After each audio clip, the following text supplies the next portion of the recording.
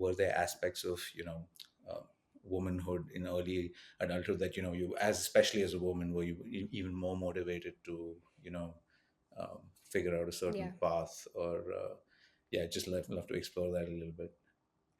Sure. Yeah.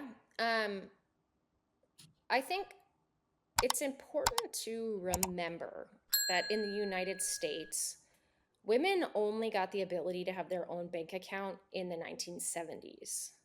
Wow, I didn't know that. And yes, so that's when it became legal to have your own bank account without a male cosigner, like your husband or father or whatever. So, and it's funny because I said that to a man recently and he said, "Oh, that was so long ago." And it's like, well, actually, in the span of history, that's not that long ago. Yeah, it doesn't seem long Like, ago that to is me. within, right, that is within the lifetime of women who are alive right now. Yeah, So that's to crazy me, to me. Yeah, I'm right, pretty shocked by exactly. that.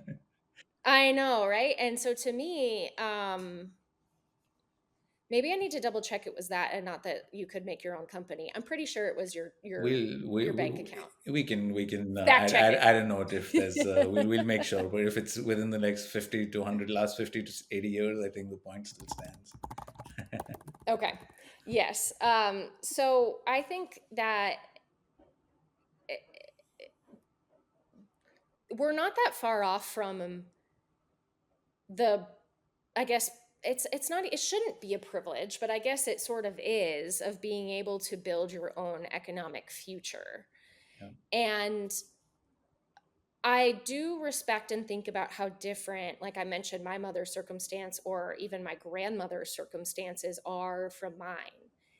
Yeah. And the fact that I had the ability to choose a career and wait to choose a husband and not have to have kids by a certain age. I mean, certainly there's still those pressures, but it's nothing like what it used to be where it was completely expected or you were sort of an outcast. I mean, we're in a different time, but we're not that far away Yep. from when that was. And so I felt this sense of almost responsibility to go and live out those dreams because of the women who couldn't, just in such recent history.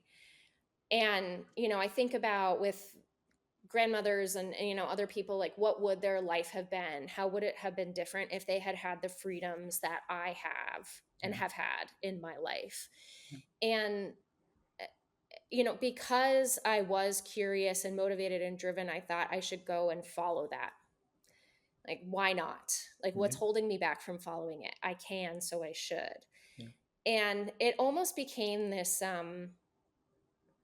maybe went too far into independence, where now that I have kids, I look at it and think how important community is. Yeah. And when I was a young single woman, it was like, I'm going to make my own way in the world, kind of like, Yeah. forget everyone else. I'm going to go build my career. And now I look at it and I think how much I cherish the connections that I have around me and the people who I have around me. And that has been a shift over time where you have to have a happy medium of, Yeah. go build that career, be independent, but don't forget the people around you and how important that is too. Because I think I lost my way at some points where I was so fixed on building this independent career that I forgot about some of the other things in my life and how important those connections, friendships, relationships, family relationships were, because I was so hyper focused on being financially independent and going out and building this career.